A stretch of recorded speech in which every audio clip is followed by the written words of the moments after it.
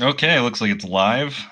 We're doing another debate today on Superpowered Broadcasting. It's going to be Kevin debating with McCarthyist, Machiavellian, Imperialist, and they're going to be talking about. I think you guys had said the topic was maybe something about Turkey, but more broadly, like uh, democracy as a tool for intervention, or something like that.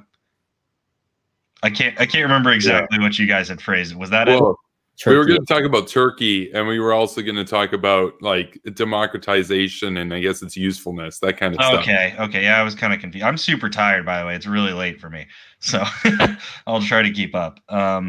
But yeah, it's going to be the same thing. Just opening as yesterday. I mean, and a couple of the other debates too is 3-minute opening statements, and then they're just gonna, kind of go at it. So I guess if McCarthyist wants to go first, is I believe, or that's Right. what we'll do. So Right. So I'll start now. So basically, there are basic tenets of what I call neo-offensive realism. And in my view, there are three types of actors in the international system: first world, second world, and the third world countries. And US foreign policy ought to practice the following, which is diplomacy and economic cooperation with the first world, interventionism, hawkishness, and economic isolationism with the second world. And with the third world, it ought to be detente foreign policy.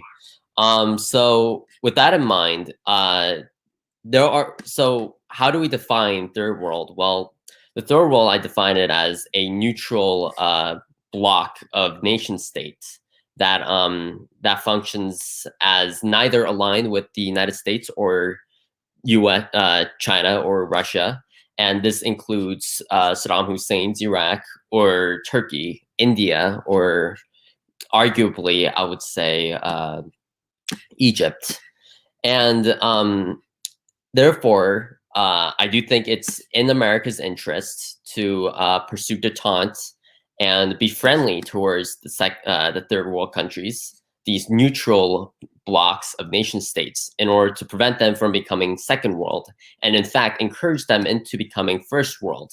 Because after all, our foreign policy goal is to turn every single nation state in the world into first world countries, aligned with our interests and our economic systems. With that in mind, countering second world countries is pivotal in our foreign policy. And with Turkey specifically, Turkey, there are people that claim that Turkey is a first world due to its involvement in NATO and its, involvement in proxy wars that align with that of the United States. But there's some, like Kevin, who thinks that Turkey is a second world country. My argument is that, first of all, it's important to, at the very least, facilitate infighting amongst second world countries, even if they're second world, in order to turn them into first world countries. That would be like Belarus, for example. Like if Belarus were to fight with Russia, that would be a good thing. And the same way, I believe that it is in our interest for Turkey to fight with Russia and combat the second world and encourage them from doing so. And in doing it, we ought to help them militarily and do whatever we can, at the very least, not anger their decision makers. That is all. okay, you still had some more time, but I guess if that's all you had to say, Kevin, if you wanted to do your opening. Sure. Yeah. Thanks, Henry. So basically, we can use that sort of framework. I think it's an interesting way of seeing the world. A lot of people might say it's kind of a dated way of viewing the world that goes back to the Cold War. But I talk about all the time how the Cold War is still relevant. It's still going on. It's just that the Kremlin swapped out, communism for this sort of mafia oligarchy type fascism. The thing is, in terms of that characterization, it's important to note there, third world doesn't necessarily mean poor or rich. It simply means neutral. or non-aligned. In other words, they're just going to pursue their interests. They don't really have any allegiance to anybody. You could argue, you could make a case that, maybe Turkey can make that, because you'll say, well, some things they do are in America's interest and some things that they do are against America's interest and against NATO interests, etc.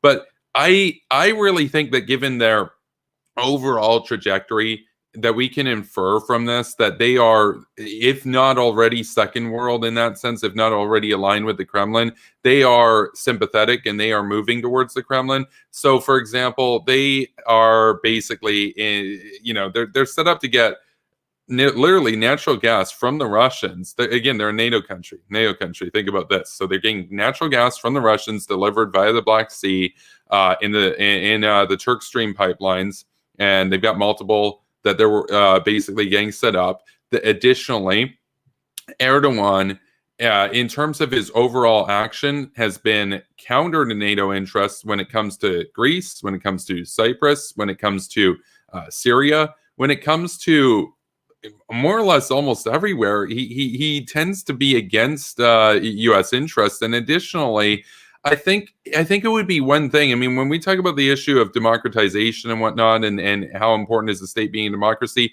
I've defended the U.S. working with Pinochet. Like, it would be one thing if Turkey was a dictatorship under Erdogan, but they were a useful ally. The problem is they're not. They're a dictatorship under Erdogan, and they're simping for the Russians. Erdogan sees all the Russian swag and says, oh, I want this, I want that. He literally went out and accepted a deal to get the S-400 missile systems set up, anti-air systems set up, delivered to him by Russia. And he knew going into that would mean that he would forfeit having access to the latest NATO technology, obviously. So he picked his side. He's chosen his side on the battle lines. And now what does he want? Well, now, even in the last year and a half, he's been basically lusting over their new Sukhoi 57. He basically likes the Russian swag. He's sympathetic towards Putin. And my view is that in the situation of conflict with Russia, I don't see them as reliable. I really don't see them as being on our side. I see them as playing us for fools and taking us to the cleaners, having the legitimacy of NATO, but having all the benefits of being with Russia. And they've chosen their side. So thank you. I know it went a little bit over, but there we go. All right. I guess you guys can just get right into it then. If either of you wants to go first, I guess McCarthyist, since Kevin just talked. Right. So you said that so your basis of the argument is that Turkey is already a second world because it has invaded Cyprus and has bought some missiles from the idea is that they bought Sukhoi missiles and a few arms from Russia. That is the argument that is the evidence that they're supposedly a second world. Right. The big one, the reason why they're getting sanctioned is the S-400 specifically, but they're also in talks to get Su-35s and Su-57s from Russia. Okay. So my question is, why that standard for Turkey but not India and Egypt? India, for example, arguably bought way more weapons, and they've been doing this even during the Cold War and after. And they've been buying more missiles there, but you support working with them both economically and militarily.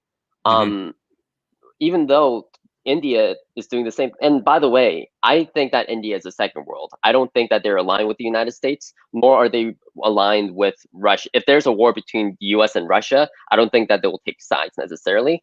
But it seems that you agree that we should at least, in spite of this, we should actually work with India. Why not the same case with Turkey? Even though it seems that India, by the way, is much more closer to Russia than Turkey is to Russia, because they have been buying more missiles, and Turkey is not engaged in any proxy wars with, Turkey is engaged with proxy wars against Russia, but India is not. So. Okay, so there are a few things to unpack there. The first one is, why hold Turkey to a higher standard than Egypt or India? Well, if we're just talking about three different countries, you say, isn't that a little bit unfair? But they're in NATO. You have commitments in NATO. Like, if you're in NATO and you're benefiting from the Article 5 provisions, which by and large, let's be real, that basically means America carries the weight there. That's America extending her umbrella to protect you. You aren't necessarily in the same boat as Egypt and India in that sense, where they don't have that same obligation of allegiance to the U.S. in the sense that Turkey has, and Turkey's violated that. Turkey's betrayed that trust. America and the West at large has done so much to protect and develop Turkey throughout the last 70 years, basically. And it's the sort of thing that Turkey owes far more loyalty to the United States and to NATO, it being a member of NATO, than Egypt or India do. And the second point there, you mentioned, well, India has a more active relationship in terms of trade with Russia. That's by and large a holdover of the Cold War. And here's why I think this is important. I think that there's an issue of trajectories here, which is that Turkey started off very aligned with NATO, and their trajectory has been over time moving towards Moscow. Whereas India, during the Cold War, very pro-Soviet, now they're moving towards the West, slowly, albeit. The thing is, what we can infer from this is that down the road, Turkey is going to be even more pro-Russian and India is going to be even more pro-Western. Both have had Western pressure exerted upon them. India has been more favorable to that. Turkey, in contrast, has been obstinate about it, and now they're getting sanctioned and everything over this issue of the S-400s, where they can't even procure NATO equipment anymore, high-tech NATO equipment, for obvious reasons, right? We don't want them sending data back to the Russians on, oh, let's sandbox this. Let's try different scenarios with F-35s versus S-400s. It would be a boon to the Russians. So in that sense, and there is another point to be made here, which is that there's another actor in here, which is China. And India is very anti-China, whereas Turkey is totally happy to work with China. So, for example, in the case of the Uyghur crisis right now, and the basically genocide, ethnic cleansing that's underway there, Turkey actually extradites Uyghurs back to China if they fled to Turkey and they get caught. Turkey is basically, in that sense, you could say, a client, a loose client to Beijing, whereas India is a bulwark against Beijing. And so we have to remember, this isn't just 1v1 superpower. There's another player in here, which is China. So that's a big motivation for me wanting to reach out more to India. So that's kind of my statement there. Okay, so my question is, first of all, how do you deal with Turkey exactly? There are military bases in Turkey. I believe that you're on board with sanctioning them and probably making a speech labeling Turkey as an enemy. How would you deal with the troops in Turkey? Would you pull them out of Turkey? And how would you deal with the consequences ensuing from the troops withdrawal? Oh, okay. Yeah, so if I was the leader, if I was advising leader of the United States, what I would say is, don't immediately label them an enemy. Give them a final warning and say, look, you guys are on notice. Here's the deal. We're going to pull out troops, and we're going to basically, for all intents and purposes, not come to your defense in the case of Article 5 if you go down this road with the Russians and you continue this relationship with the Russians. But you have an opportunity to turn back here. And I personally, I don't think that Erdogan would go for that. I think that he would be even more aligned with Russia with time. And so it comes to a point where you have to deal with them, because they've been taking all the benefits from having this legitimized relationship with the West as a NATO member. And yet what do? They fight with Greece. They work with Russia. They're happy to send Uyghurs back to China in exchange for cash. They're not a team player. They're the weakest link. Even though they're the second biggest army in NATO, they are the weakest link in NATO. They're even weaker than Germany when it comes to Russia. So these days. Okay, so a few points. First of all, I don't think that threatening to withdraw troops is ever a good idea in order to coerce the country in order to do our bidding. That's more of a Trump strategy when it comes to dealing with it. The reason why I don't think it's a good strategy is that it's theoretically speaking, it's an empty threat. Us withdrawing troops is always a net negative for the United States. We can't possibly tell Germany or South Korea or Japan to do certain things or else we will withdraw troops, which is a net negative for everyone. But on that note, so let's assume that Turkey says no to your demand. Would you then ensue or proceed with the troops withdrawal? Yes, Just a and short answer, I would, please. yeah, and I would back it up with sanctions as well. Like because they have to pick a side, right? Like because right now they are sucking the West for what it's worth, and we're putting up with it because they have a strong army. And it's like, okay, but they're not acting in our interests. So at some point you have to say, look, we're gonna have to cut the cord and regard you as second world in that sense, to use the terminology that you invoked earlier. So Okay, and on the China issue, there are very few countries that refuse to trade with China, and that ironically includes the United States. And I personally, the American allies have been growing more and more ambivalent when it comes to foreign policy decision making. And you mentioned trajectory as an indication of how we ought to deal with state actors, but when it comes to that, okay, so if we speak on this idea of trajectory, broadly speaking, almost all of our allies have been on a trajectory towards pro-China and pro-Russia.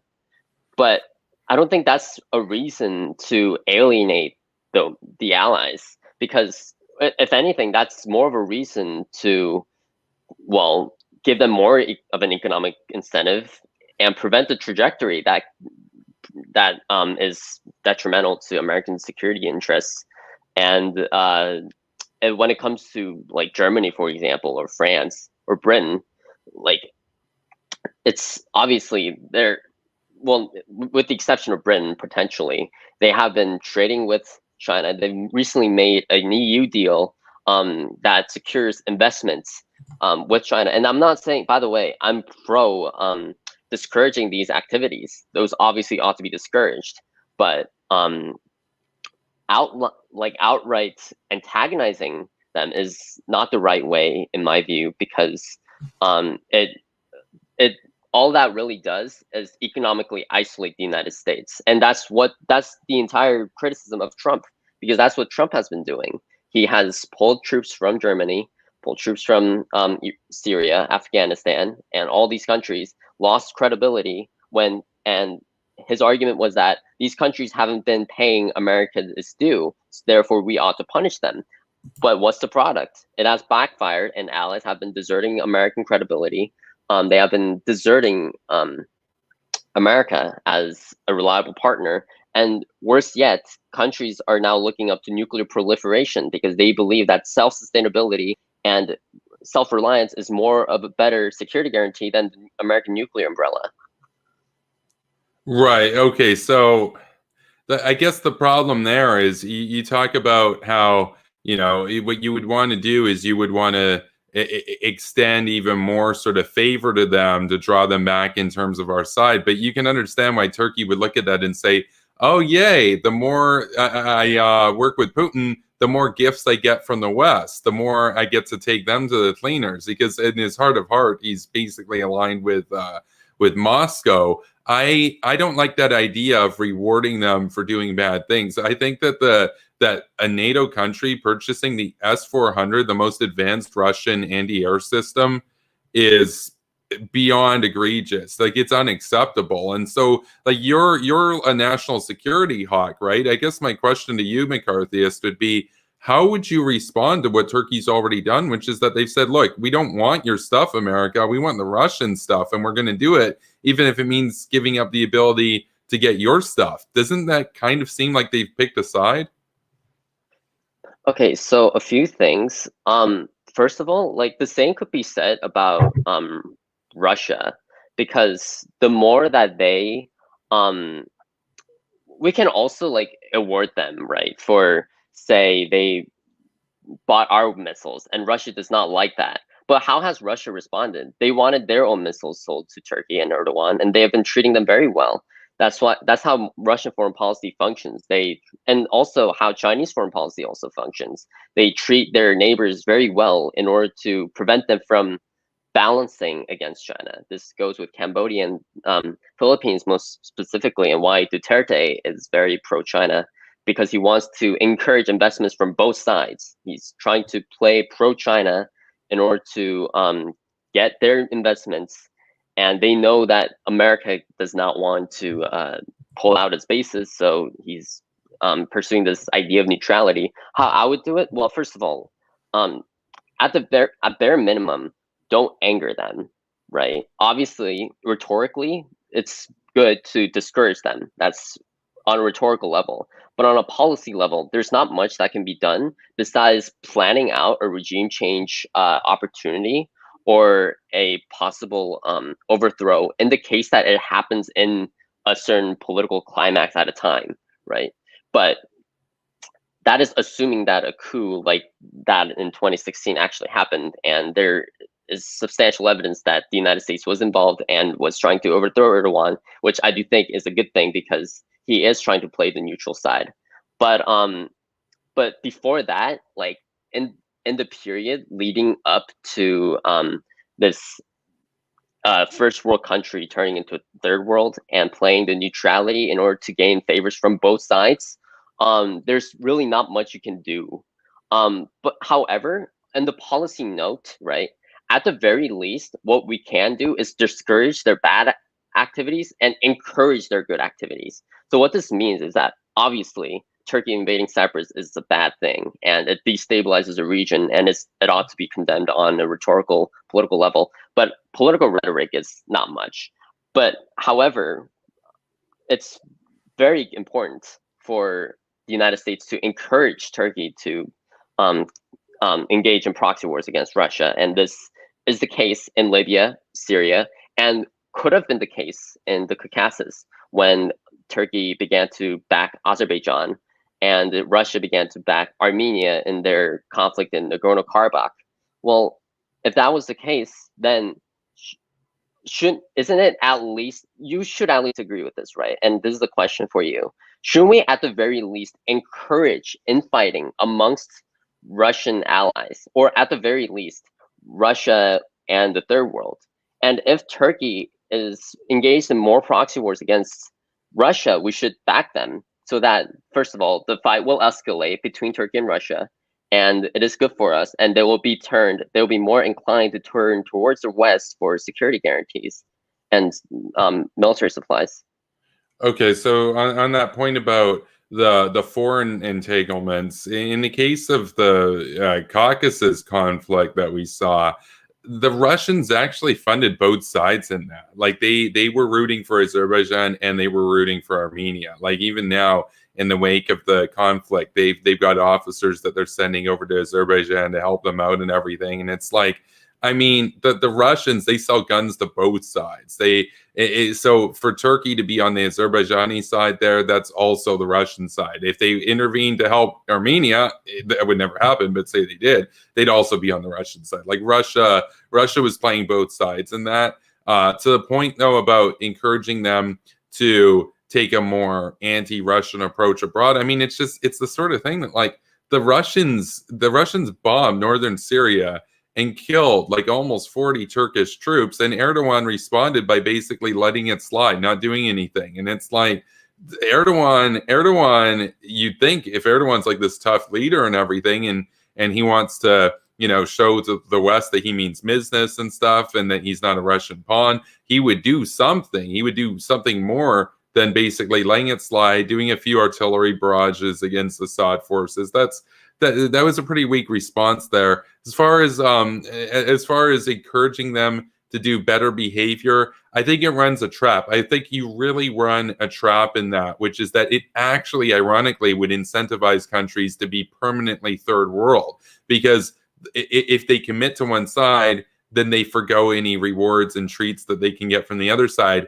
And at the same time, you're sending a message to Germany, which is wavering towards Russia. You're sending a message towards Hungary, which is far more wavering towards Russia. You're sending a message to them that, oh, why don't you guys just like straight up become non-aligned, and then we'll give you a bunch of stuff, and then the Russians will give you a bunch of stuff. I don't like that. In fact, I would have a doctrine, or at least I would strongly advise a doctrine for any U.S. president to say, look, if you go from being a first world country to being a third world country because you think you're going to get more treats out of it, we're going to regard you as a second world country. So there is no, oh, I get twice as much treats. No, you'll be seen as a Russian pawn at that point. You won't be seen as an American asset. Like, it has to be binary. You can't tolerate these countries basically taking advantage and taking the West to the cleaners. I mean, because McCarthyist, you'd have to recognize, right, that America, but also the rest of the Western Hemisphere, did so much for Turkey over the last 60, 70 years. And then they go and slap us in the face and bite the hand that feeds, right? Like, I mean, there can't just be an acceptance of that and say, oh, let's just let that happen because they're a country, man, and we want to have countries on our side. It's like, no, like they're going down a dark path. We don't really want to encourage that, right? And we don't want to encourage other countries to do likewise, thinking that, oh, we can betray the West and then the West will give us rewards because they want to bring us back over. That's such a bad precedent. That's just my view. So. Okay, so a few things.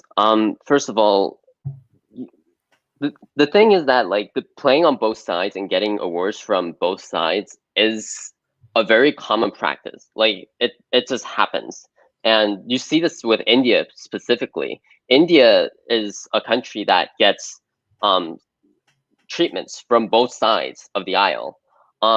And the idea that, like, a country will turn to third world because they seek out this award system where they get both sides of the aisle, awards from both sides of the aisle. It's sort of it does. I mean, yeah, I do get where that's coming from, but pragmatically speaking and empirically, it doesn't really incentivize first world or second world in order to turn to third world. So, like, let's say, and by the way, this is also the case with Egypt under LCC. We have joint military exercises with LCC's military, and they also have the same joint military exercises with Russia. Does that mean that we should abandon that and have antagonize Egypt and turn them into second world? By the way, probably not, because that will actually turn it into a second world. So this is. And by the way, I don't know where you got the source that Russia's been playing both sides on the Caucasus conflict. I mean, it was pretty. Yes, they did negotiate the ceasefire, but which was more impartial. But there's no evidence. There's almost no doubt that Russia was aiding and was definitely more on the side of Armenia. And they've put down peacekeeping troops on behalf of Armenians. The ceasefire. And anyways, on the note of whether help, by the way, you've agreed that we should still play India, pay them up with military assistance or moving factories there in order to keep them at least neutral or turn them away from China. Well, they're already away from China. Like, they're already very anti-communist, very anti-China. They're fighting with China. Like, they're right, an ally. But like you agree that we should still award these second world countries, I mean third world countries, with these arms and supplies and all that in order to for reasons, right? These neutral countries. There's a difference, though, right, McCarthy? There's a difference between a country that's coming out of the cold and going away from Russia towards us, and we're rewarding them for it, versus Turkey was with us, benefited tremendously for decades from us, and now spits in our face and goes into the cold, goes over and crosses the line. I really think that a first world country going to a second world country should be held to a different standard than a second world country trying to become a first world country. I really think, like, there's a huge difference there. Not to mention vis-a-vis China, Turkey's basically happy to work with Xi Jinping. India's fighting Xi Jinping, and they've lost troops to China in the last year or so. Okay, but like, your whole argument is dependent on the idea that they bought a few missiles from Russia, which a lot of countries do anyways, including countries that we provide military assistance to. And like we've also mentioned that, Wait, which countries? Because the S-400 is a big deal. I mean, even Trump's pissed about it, and Trump's been pretty soft on Russia, and even he's like, no, we have to bar Turkey from getting NATO equipment now, like high-tech NATO equipment. So that's been the case with Egypt and India, and right, but they're not NATO. Right. Okay, but here's another thing to keep in mind. You've also mentioned that Turkey's response against Russia was weak in Syria, and therefore, but okay, pointing that out, I don't see how that could possibly weaken my argument, because my argument was that we should encourage those types of behaviors. Like if they're weak, so okay, then we should encourage it even more so that they would retaliate more. But the problem, like, we should also see that Turkey is not engaged with any proxy wars against the United States at the moment. And with that in mind, I don't see why antagonizing them outright. And there, because again, there can be other solutions to solving this alliance conflict as opposed to just antagonizing them. Like, well, McCarthyist, I just have a question for you though, briefly. I just want to ask you, do you think Turkey buying Russian stuff and saying, no, we prefer Russian stuff to American stuff, don't you think that's them antagonizing us? Why should we take the antagonizations, yet basically they can antagonize us all that they want, basically, but we can antagonize them. We don't get to push back. I don't understand that. It's just incentivizing them to turn away. Okay, so first of all, I don't think Turkey ever said Russians' missiles are better than American missiles, but like it's not as like we are awarding Turkey for doing it. We could obviously do things such as condemning them publicly, and coming up with covert plans in order for a regime change in Turkey. But the whole idea is that like punishing them economically doesn't seem to accomplish much besides because what would punishing them do essentially? Because first of all, like consequentially speaking, what is that going to do? That is first of all going to get them closer to Russia, get them to buy more S-400s, potentially kick out our bases in Turkey, which would, by the way, which would be disastrous because that's the greatest military presence in the Middle East and very strategically important for America right now. And avoiding that consequence is very important.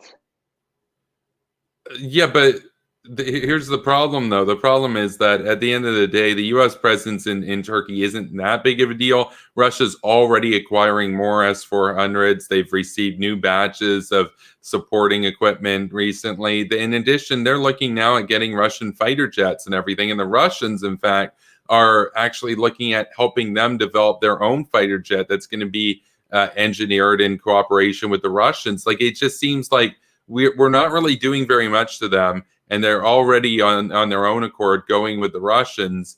The argument that, well, if we do anything to them, then they'll just go with the Russians. It's like, but they're already going with the Russians. At what point do we stand up for ourselves? Because you asked about the consequence. The consequence is, what signal are we sending to Germany, which is kind of on the fence? What signal are we sending to any of these other allies that are thinking, hey, why don't we do what Turkey's doing? Then we can profit even more. I don't like that. I don't like that. I don't like. By that logic, why isn't Belarus turning into third world? Like Russia, by the way, is aiding a lot of third world countries, and that doesn't seem to push Belarus or say Armenia back to the West. It's sort of the same thing. And by the way, a lot of those countries, in Georgia specifically and Ukraine, they are trending towards the West. You don't see Russia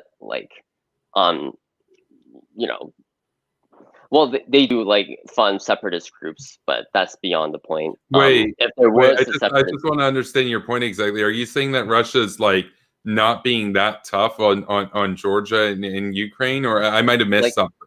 Okay, so my point is that the assumption is that every state is rational, okay? And with that in mind, if we assume that okay, so in Russia's perspective, they want to maximize second world countries. They want to maximize the number of states that are on their side. And your argument is that aiding third world countries that transition from second to third world countries will turn more second world countries into, well, first world, because they're incentivizing this bad behavior. That's pretty much what you're saying, because it mirrors America. Well, no, I was saying first world countries that turn. But like it can be applied to the Russian case, right? It can also be applied, because the point is that if you're an ally and you turn into neutral and you aid them, that's going to incentivize all of your allies to turn into neutrals or antagonistic states. Yes, ceteris paribus, absolutely it would. I mean, okay. Absolutely. But like we haven't seen that with Russia, because with Russia specifically, like they have been aiding a lot of countries that have already turned to the West in the hopes that they wouldn't turn to the West, and that hasn't really worked against their favor necessarily. Which specific countries are we talking about, though? And like, well, I'm most specifically like talking about Georgia, but Russia invaded Georgia. They're still occupying Georgia, parts of Georgia. Yeah, and Georgia isn't like in a part of the West right now. They haven't joined NATO. Well, that's because NATO won't, like, NATO's not expansionistic right now. I think that Georgia 100% belongs in NATO. I think McCain would have pushed for that to happen, you know, if he had won. I think the problem is that we had leaders like Obama that weren't aggressive in expanding NATO. Georgia was fighting in Iraq at the same time as they were repelling the Russians, and they were successful in both cases. They are based. I mean, their per capita hawk pilled level, it's off the charts. I mean, Georgia is, for all intents and purposes, more of an ally to the West, in spirit at least, than Turkey is. And Turkey, I mean, you mentioned the case of Ukraine before.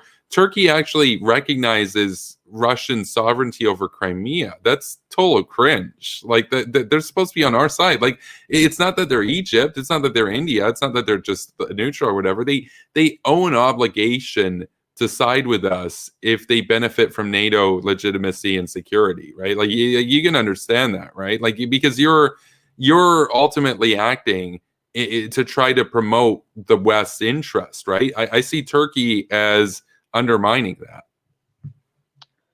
Right, but how do you do that without infringing upon the alliance system and the hegemony which you want to uphold so much without damaging it? Because like the idea is that we have to damage our alliance in order to achieve more alliance. And also, I don't see why, like, okay, at least answer this.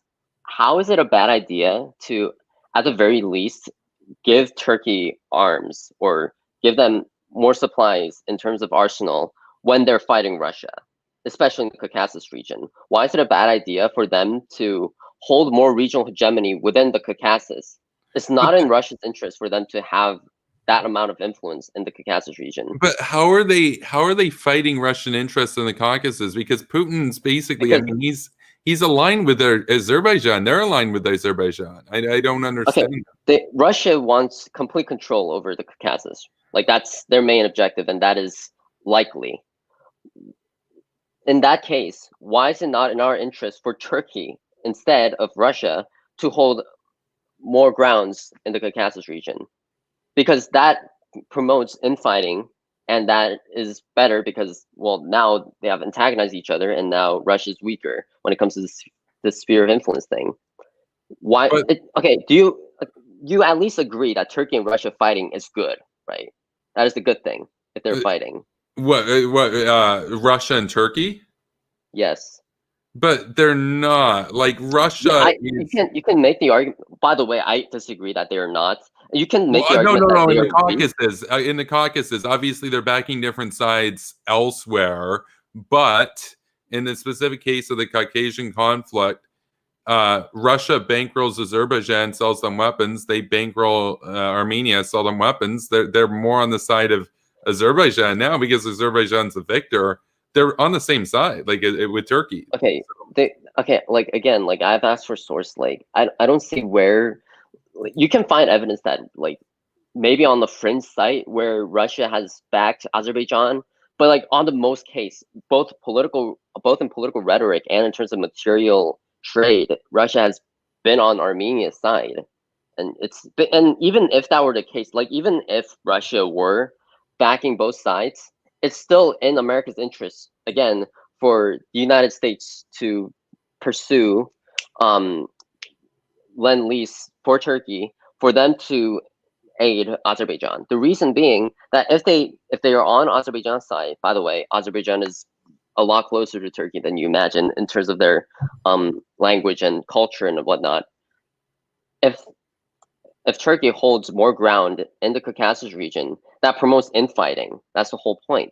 And the point is that because we want Azerbaijan to be on Turkey's side, and we want this client state of some sort to gain more hegemony over the region, then that's a good thing because, well, Russia's losing influence. If Turkey backs Azerbaijan and the Azeris take over Armenia and under direct Turkish control, then that's a good thing because Turkey was responsible for it. The Azeris will thank them, and the Azeris will be on the Turkish side more so than they're on the Russian side.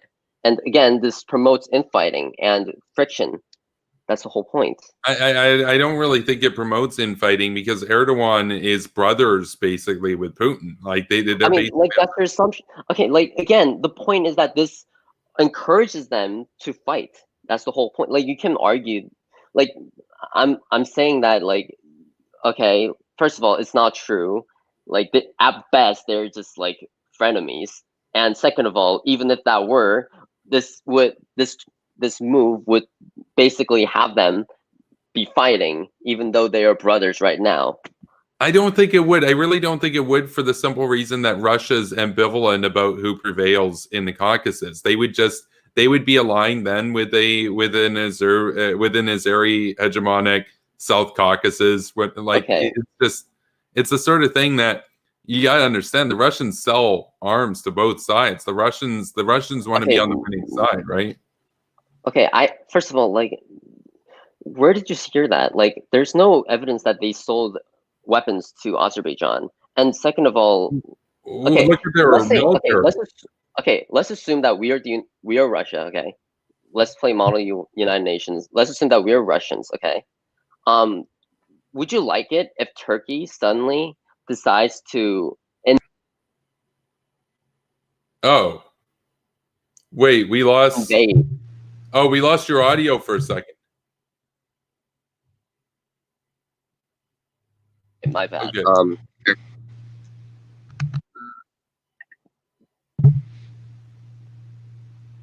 Uh-oh. That doesn't sound good. Okay, I'm back. Okay. So let's assume that we're the Russians, okay? And on our perspective, okay, on the Russians' perspective, how would it be advantageous for Turkey to invade Armenia and have the Azeris be loyal to them through diplomatic channels, and for Turkey to assert its influence in in the entire Caucasus? Like, I'm trying to think of an analogy here. Like, say that like the United, like, this is sort of similar with like, I guess, okay, like say that, you know what? Never mind. Before I point out this analogy, like in Russia's perspective, how is that a good thing? Because there's no way it's not. Because the more Turkey has influence over the Caucasus, the worse it is for Russia. Because, well, Russia, first and foremost, it's in their interest for them to secure complete control over the Caucasus region. And keep in mind, there's also a bunch of oil fields in Azerbaijan and in the Black Sea that they want to secure as well. It's not in their interest for Turkey to have access to them. I get what you're saying. I think the problem, one of the big points of contention that we have on this is that you're saying, well, you should encourage them to take more ground in the Caucasus. If Turkey goes and does that, and they do that on their own and everything, like, okay, it was either Russia or Turkey. That's a mess either way. The problem that I have is that you suggested, if I recall, that we should actually be, and you can clarify, I might have misheard what you were saying, but if I recall correctly, you said that we should respond to them procuring the S-400 system, the most advanced anti-aircraft system by the Second World.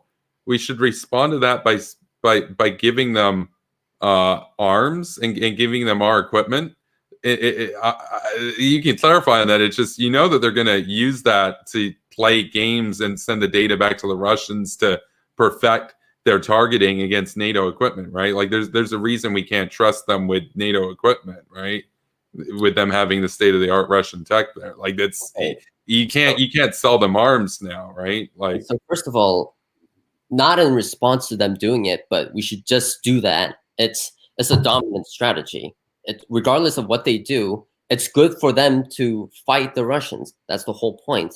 And second of all, like you keep making the argument that like it's awarding them, right? But keep in mind, like, I guess the same could be said for, like, I know India was on the Soviet side here, but you're saying on the trajectory, we should promote more arms or more economic cooperation with India. And by the way, they haven't wavered their security ties with Russia either. It's also been increasing. And at the end of the day, they're also playing both sides.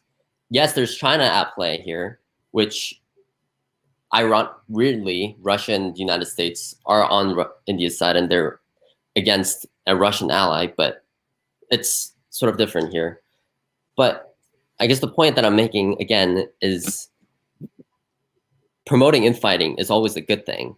And even if they're on the same side as you argue, which I have pointed out is not empirically true, even if that is the case, Turkey securing hegemony over Russia is still a good thing. Like, that's like saying that because Mexico and US are allies, it doesn't matter, or that it doesn't matter whether Mexico takes Texas.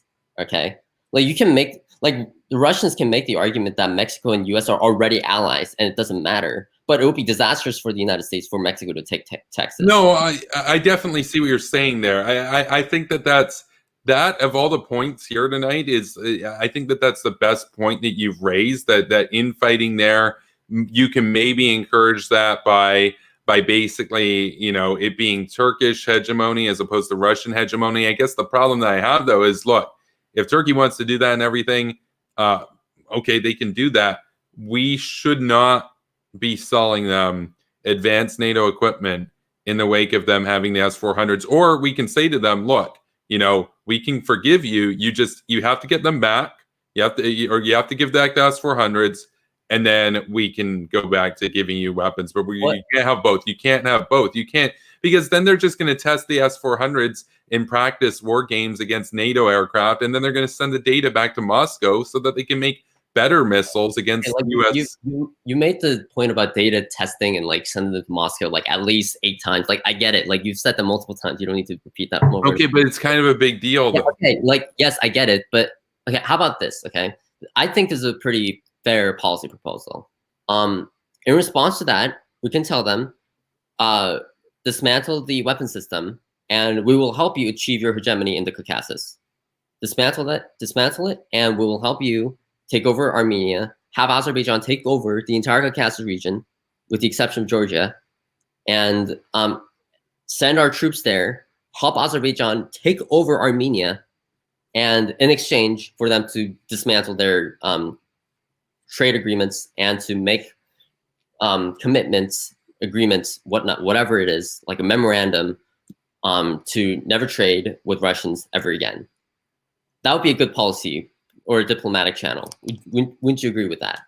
Well, I think there's a little bit of nuance there. I think, one of the things I'll say that I like about you in general is that you do try to think outside the box with a lot of this stuff. And that's a proposal I haven't heard before. I think I think on that issue, though, I mean, one of the reasons why the U.S. kind of stayed neutral in that war was that the U.S. at the end of the day doesn't really have that much of an interest per se there, whether it's Armenia or Azerbaijan. But you're saying, well, if it's Turkish hegemonic Azerbaijan and Turkey's in NATO, that, you know, transitively speaking, that's going to be beneficial to the United States. I think it does miss something, though, which I guess this would get on to the next topic a bit, but that Armenia is, for their corruption, they still are a democracy of sorts. Yeah. Whereas Azerbaijan is literally like an Islamic dictatorship. And so it's like, in that sense, look, I get it. Like, America works with Saudi Arabia and all this kind of stuff. It's just, what happens, though, if that Turkish hegemonic Azerbaijan that controls the South Caucasus now gets close with Russia? Now you've lost the whole region, basically, at that point. Whereas before, Armenia had ties with Russia, of course, close ties with Russia and everything. But you could still say that, you know, it was a divided area, that it wasn't completely hegemonic for one country or the other. Whereas now it's going to be one state. What happens if that state does what Turkey's doing now and just says, well, we kind of like the Russians now? So thanks for the aid, bro. Okay, so a few things. First of all, I mean, I think you know what I'm about to say about Armenia being a democracy. Yeah, I don't care. Second of all, yeah, I know. Yeah, but like, I will also say this. The point, our main focus is to turn Turkey indefinitely into first world. That should be our main objective above all else, whether it's through regime change, diplomatic channels, whatever it is. The final ultimatum can be the following, which, and by the way, on top of providing direct military assistance for Turkey to take over to the entire Caucasus region, we could also, by the way, this may sound bad to a lot of liberal hawks, but I don't think that it's necessarily in our interest, or I don't really think that the Kurds are a better ally to us than the Turks are.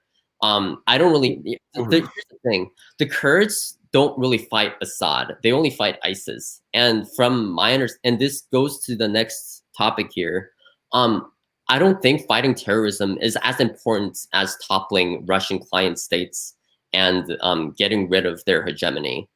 If what it takes is for Turkey and the United States to have a military assistance on all grounds, then we can offer them, hey, you can have northern Syria, take it all, have them secure northern Syria, that's, by the way, Kurdish territory, you know, and help them take over the Caucasus. In exchange, they dismantle the trade agreements that they have with Russia, and if they deviate from this plan, there will be regime change within Turkey with the troops that are in Turkey, and the overthrow of Erdogan and a complete, well, quote unquote, liberation of Turkey.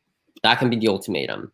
There are a couple points to that, though. The first one is, I guess I'll get to the last point first, which is that, you know, a friend of mine did point out, even if you take out Erdogan, there are people around Erdogan that are actually more pro-Russian than he is, and it could go even worse if you took out Erdogan. I'm not saying don't take out Erdogan. I'm just saying it's a tough situation. But to get to the point about Kurdistan, now the Kurds were loyal allies for decades. I mean, the Kurdish project in Iraq, for example, very pro-American, very pro-American. I think that the project of basically taking part of Syria away, making it Kurdish, taking part of Iran away, making that part of Kurdistan, you know, that at a minimum is a noble aim. I can understand you wouldn't necessarily want to take territory away from Turkey, but this idea that we're going to give Turkey more territory despite them turning away from us, I think that would be,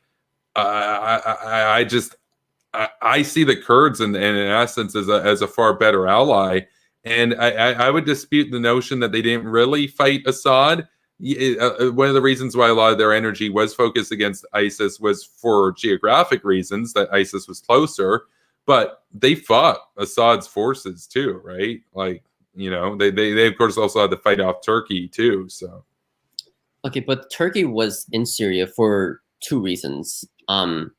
Its initial reason was the overthrow of Bashar al-Assad, and second reason was to discourage the Kurdish separatist movements there, and have them be under Turkish hegemony. But this goes to the topic of democratization and terrorism. The irony is that, like, okay, terrorism and democratization, they're both essentially tools. I don't really think they have inherent values in themselves that make them, they do have values, but their values are very marginal when it comes to its actual impact. So basically what I'm saying, like, the only thing that actually matters in foreign policy and grand strategy, the point that I'm making, is their alignment, not necessarily their domestic politics. So the point that I'm getting here is that the United States will pursue democratization and terrorism in second world countries specifically, and Russians and Chinese are going to pursue democratization and terrorism if it means it's going to be in first world countries, right? Wait, when you say democratization, that they're going to pursue democratization, do you mean like California succeeds and then they have like a Putin dictatorship that calls itself? Like, it can be like democratization in Saudi Arabia, which would be terrible, or democratization in, say, like, well, there's not very many autocratic first world countries that I can think of right now, but like, say, like in the Cold War, they could have potentially said, like, we pursue democratization in South America, and they most likely would have in the Dominican Republic, Argentina, Chile, etc. All these countries that are backed by the United States dictatorships, and democratize them, because if they were to democratize, it would be not on our side. So, Saudi democratizing would not be in Russia's side, because they'd have Wahhabi clerics that had come to power, and they'd also be anti-Russian, right? Like, you know, in the same sense as like how ISIS was against Russia. Like the Wahhabi clerics, they don't like Russia. They see Russia as like a Christian enemy, right? So, I mean, like, by democratization, I really mean like the progressive voters in Saudi Arabia dictating who gets to be the president, not necessarily like a theocracy or whatever it is. And that's why the United States has pursued facilitating the Arab Spring in some areas while discouraging in other areas. You see this in Libya, for example, because Gaddafi was seen as a facilitator of the Second World. Therefore, we had to overthrow him and pursue democratization. In the meanwhile, Russia has also pursued similar things, or Iran most specifically. We see this in Yemen, for example. I mean, the Houthis are, you can call them terrorists, or democratization, whatever it is anti-government, it is anti-authoritarian. But regardless of whether they're a pro-democracy or pro whatever it is, autonomy, America hasn't done anything. Well, if anything, they've facilitated the Saudi Arabian-led intervention in Yemen. So the point that I'm making really here is that democratization inherently doesn't hold any like geopolitical impact. Like, the only impact that it does is that all it does really is turn either second or first world into third world, because voters are unpredictable. We don't know who they're going to vote for. Sometimes in the Arab world, they'll vote for second world. I do think personally that Arabs in general are more second world leaning than they are first world leaning. But in some areas, that's not true. Like Oman, for example, or Tunisia. I don't really think that's UAE. Right. That's obviously not true in all cases. Well, Saudi Arabia too, right? Or like in Egypt, for example. Egypt is definitely the case. The voters voted for Morsi, which is a Muslim Brotherhood person, and not in our interests, obviously. And democratization is obviously not good for us in Egypt. Well, Turkey's cozy with the Muslim Brotherhood, though, right? They're also cozy with Hamas. So it's like, I mean, there's such a laundry list of areas that Turkey is like diametrically opposed to our interests, that just to kind of bring this back to Turkey a little bit, that it's just, I mean, it's the sort of thing that we're not talking about the UK. We're not talking about even the Netherlands here. We're not even talking about France here. We're talking about a country that benefits from us, takes everything that we'll give them, and yet in so many cases acts against our interests. To me, it seems like if you're going to be in NATO, you have to be held to a higher standard than that. But what I will say is we're coming up on the hour mark. I think it'd be a good time to take like a short intermission, like for basically like a couple minutes, and then we can come back and specifically like talk about more of this democratization versus terrorism stuff. But you can of course respond to this that the point that I just made first. But. I mean, I think we're just coming in full circles at this point. But like, I mean, at bare minimum, like, agreement. I mean, any agreement that I seek is that encouraging infighting is a good thing, and like whether or not like Turkey has been trading weapons with Russians or testing weapons for them, it is good for us for them to act aggressively against Russia and doing whatever it takes in encouraging them diplomatically, publicly, or militarily is a good thing. And discouraging them from buying Russian weapons is a whole new topic, and that's very difficult. And I agree that's very bad.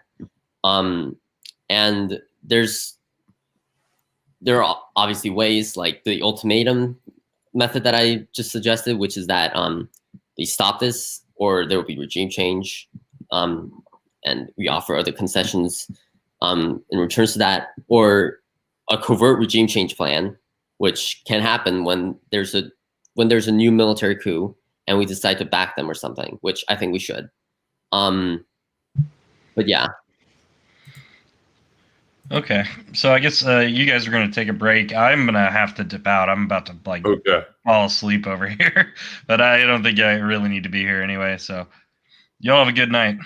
Yeah, no, thanks for moderating, Henry, and everybody go make sure to follow Henry over on Twitter at American Madhouse and on YouTube at American Madhouse. So, because he does debates and stuff, watches chaos unfold and everything. It's always a fun time. So yeah, all right, y'all have a good one.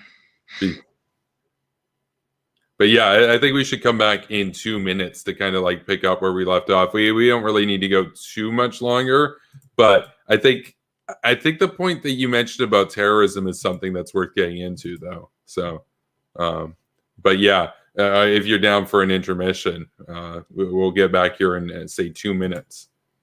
All right.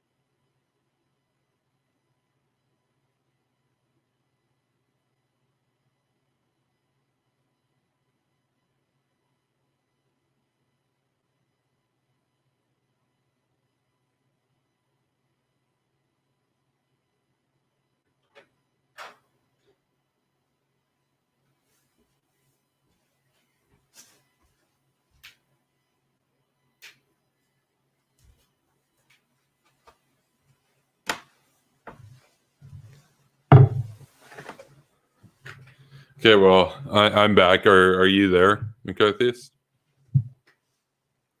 Yep. Okay.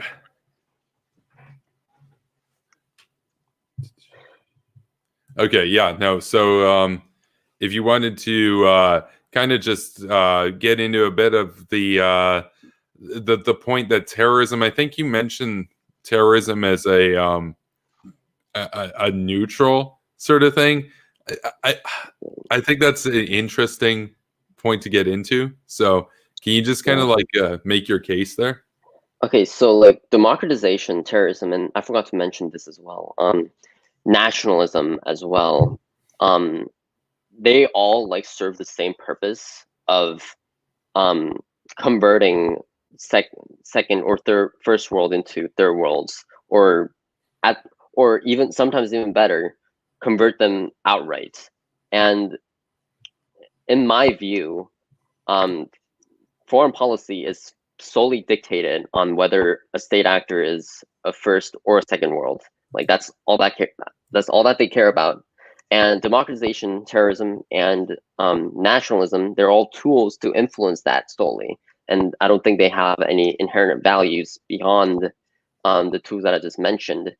And like especially on nationalism, this can be said for multiple examples where the United States has pursued nationalism in some areas while discouraging nationalism in others.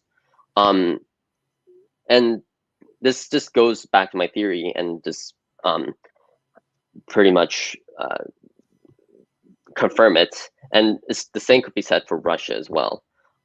Where the United States has pursued nationalism, examples include Belarus, Vietnam, Poland, before the USSR collapsed, Ukraine and Georgia, right? Mm-hmm. What these things have in common is that these countries were second world beforehand. And the reason we wanted to encourage nationalism was that we wanted them to turn into third world countries, or better yet, first world. Belarus, for example, it would be great if Belarus were to become fully nationalist. Why? Because, well, they're currently second world. They're at the mercy of Russians. How good would it be if a bunch of Belarusian nationalists came up and said, we want to be independent from you. We want to be nationalists. And on the other hand, there are places where we discourage nationalism. And those are places like Poland, France, Germany, South Korea, Japan, and the Philippines. We don't want the Philippines to be nationalistic. Duterte is a huge nationalist who wants the Philippines to turn towards China and play both sides. That is not a good thing. And Turkish nationalism is... Well, McCarthyist, I do want to bring up a point. It sounded like you contradicted yourself. You said that the first world promotes nationalism in Poland, but you also mentioned that promoting nationalism there is bad. But Polish nationalism...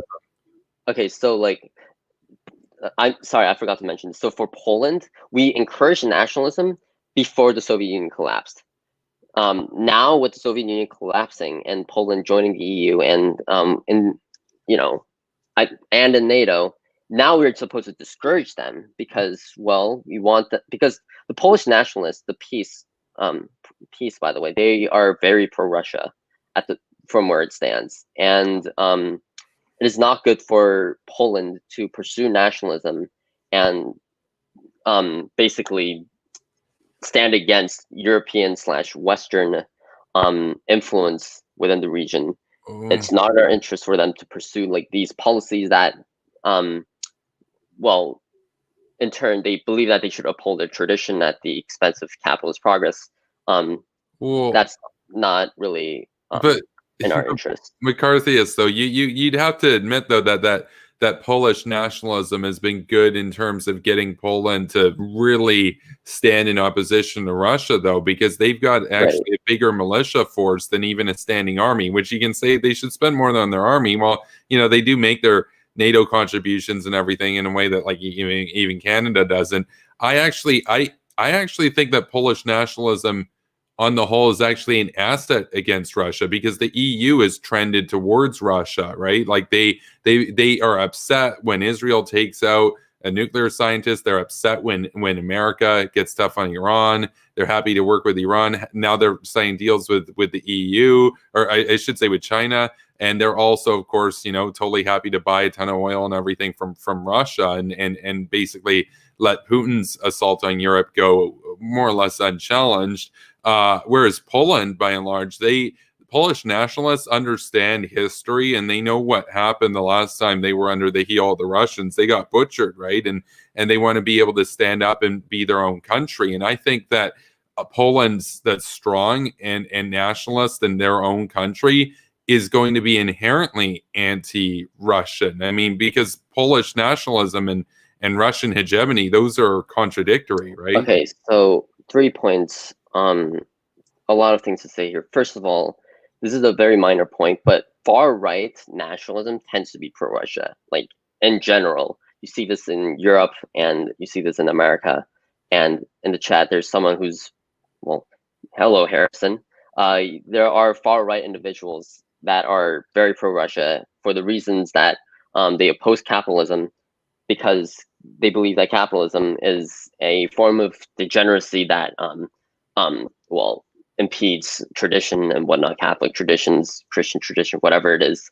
That's a very minor point. Just wanted to throw that out there. And second of all, I think what you say sort of relies on the assumption that the EU growing and the EU being good is bad for us. Yeah. So I can't make any points on Poland until that is addressed. So we have to get to that point here on the EU. So again, like, it's the same case with EU and Turkey, right? Like, if the EU is deciding to be not as hawkish or as bad towards American adversaries, it's not a reason for America to act antagonistic towards the EU. Like, so how exactly should the United States address that without being antagonistic towards them? Well, first of all, like, if you make the argument that if you're friendly to them, they're going to be more let off the hook and trade more with China, trade more with Russia, and bad for us. Okay, but first, that's really a conjecture at best, in my view. But if we do act antagonistically towards the EU, it's obvious, it's crystal clear how they're going to react because of empirical evidence. Like, it depends how we act, though. Like, I support like Brexit type initiatives throughout the EU to basically dissolve the EU and have American hegemony instead of having this like quasi super state rival in Europe. You have a bunch of states that are dependent on you for their defense, and it's a one-on-one relationship as opposed to one superpower versus 28 countries that would be weak on their own, but together they can actually challenge you and lecture you and all this stuff, right? Okay, it's a good thing that they're actually cooperating, because them gaining is a net plus for the United States, given that their interest is countering Russian influence, because they, again, are globalists first and foremost, and Russians are not on board with that. I mean, no, they're internationalists. They're not really globalists in the sense of you or I, where we want like a one world, American run world. They're internationalists. They like the idea of doing diplomacy with Vlad and China and Iran. Whereas for me, like, I'm a unilateral globalist, right? They're like the UN type globalists. They're a bit different in that sense. Okay, but do you at least agree that the EU is more favorable towards the US than it is towards China and Russia? Like, just binarily. If you have to choose between them, yeah. Yeah, in terms of the history, yes. In terms of the future, no. So that's my read of it. I think they're moving towards just an anti-American consensus by and large. I mean, so you think that France, and if there's a war between the US and Russia, do you actually assume that in like 2050 the European Union will take side against take side against the United States and launch an attack on American homeland?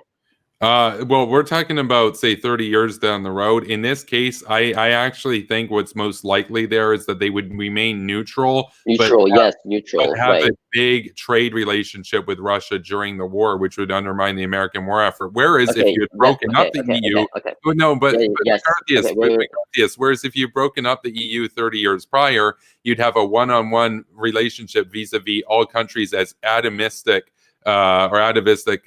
entities, where they would not be able to have a neutral stance. They would all be scared for their very existence. So they would all be allies of you, as opposed to this one big block of countries that say, ooh, Americans dirty, arrogant, conservative. Let's trade with the Russians and Iranians and Chinese because like we like internationalism and talking, bro. I think they would be like a big version of like Sweden or Switzerland, and that would massively hurt American interests. So even though the Russians supported Brexit, and I know why they did it, I actually think that Brexit was also in America's interest. It was in Russian interest in a way, but it was actually also in American interest because the EU fundamentally is at force for neutrality with Russian sympathies.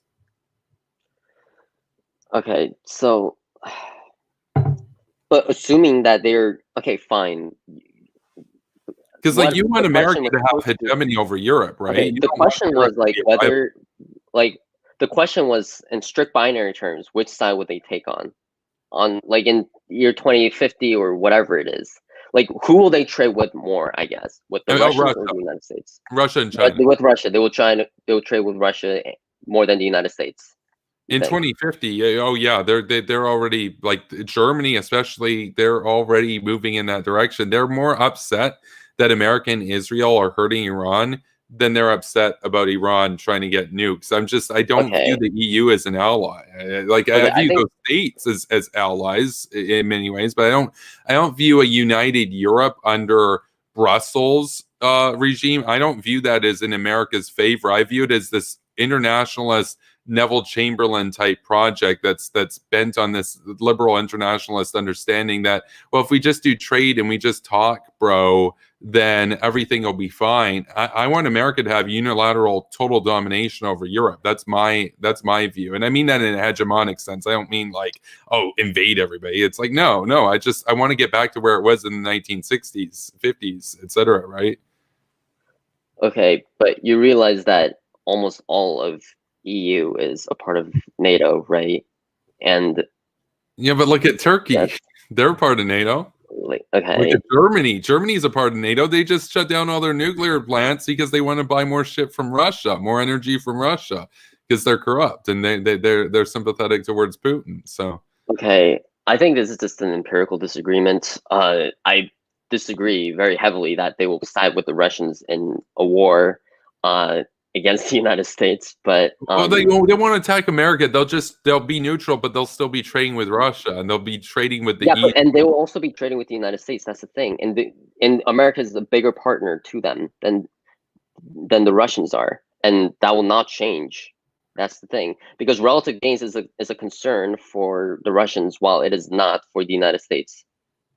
I don't possibly see how, despite there being relative gains and concern, why they would trade with the Russians more so than the United States. But McCarthyist, I guess my question here would be: you mentioned how they're all in NATO is this sort of bonding factor that we keep them pro-American aligned, and I actually agree that NATO as an institution actually really induces pro-American allegiance. I don't believe that the EU induces pro-American allegiance. If anything, it induces ambivalence or nihilism, if not outright rivalry to America. I don't want to see Europe as a rival to America. That would be a really bad thing. You mentioned infighting. What we've seen in the infighting between the EU scolding and lecturing America, and America basically getting, oh, you're turning away your allies, man, to say Donald Trump and stuff. I think that that's really bad. I think that in this case, if there was no EU, those countries would not be so, I should say, speedy to criticize and antagonize the White House. That's what I see it as. Well, I personally think that the reason that they're antagonizing the White House is a lot of it is Trump's fault. And the reason being that he has constantly downplayed the importance of NATO. He has withdrawn troops multiple times. has made statements saying that the United States should not keep up its defense commitments. That's the cost of isolationism. But really. McCarthyist, look, I've been very critical of Trump, but Trump also did point out, we have to be fair to Trump here. Trump pointed out, he didn't say, oh, we should just leave Europe. He said, if they're not going to pay their 2%, why do we owe them? Now, I think that that's a bad way of looking at it, but he was right that Germany, Canada, even, we're not paying our fair share. So, I mean, what do you do about that? Okay, first of all, like them not paying their fair share can still be argued as a good thing, because this goes back to the point of nationalism versus nationalism and democratization point. The reason why the United States didn't actually want Japan and Germany to have a standing army after World War II, the reason was that it would bolster American hegemony in the region.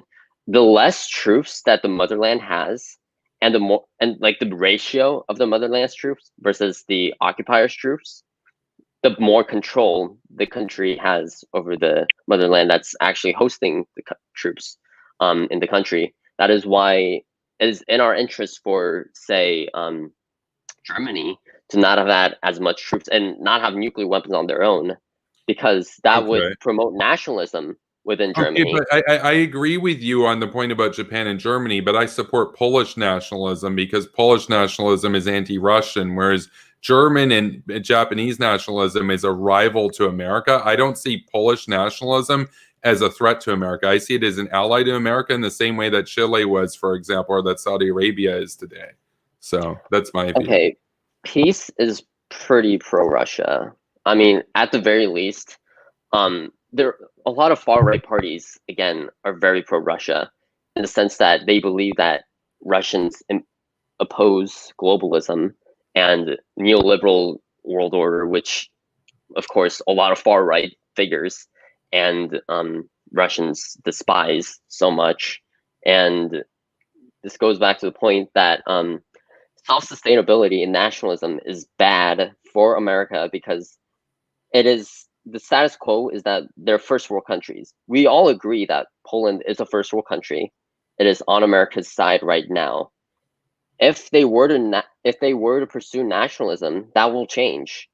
Well, they already are, though. Poland is already a pretty conservative country on the whole, but they're also a really anti-Russian country. I mean, they have more people that are willing to go and join the militias to guard their homeland against Putin.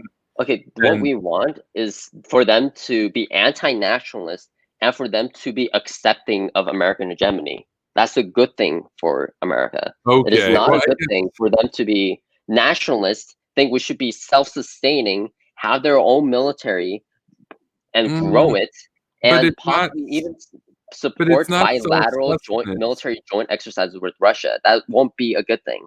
But that's not what's going to happen, though, because Polish nationalism is still pro-Washington. It's not pro-Brussels, but it's pro-Washington. It's anti-Moscow, anti-Brussels, pro-Washington, and pro-London. They'd like Brexit, for example. It's the sort of thing that when I look at Poland, I see Polish nationalism as an asset to America, in that it's a spearhead to dissolve the EU and have all these states be individually in a very one-sided relationship with America having the upper hand. Whereas with the EU, I mean, you're McCarthyist, like you understand like states and the idea of great powers and how some states are, more powerful than others. You would characterize the EU as a potential. I'm not saying right now or anything. I'm just saying they have the material potential to become a rival to America. You could recognize that, right? Given their economy and their combined military, right?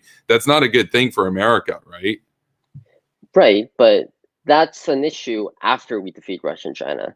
The thing is, until that happens, that will never be the case, and it is always in our interest to constantly arm them.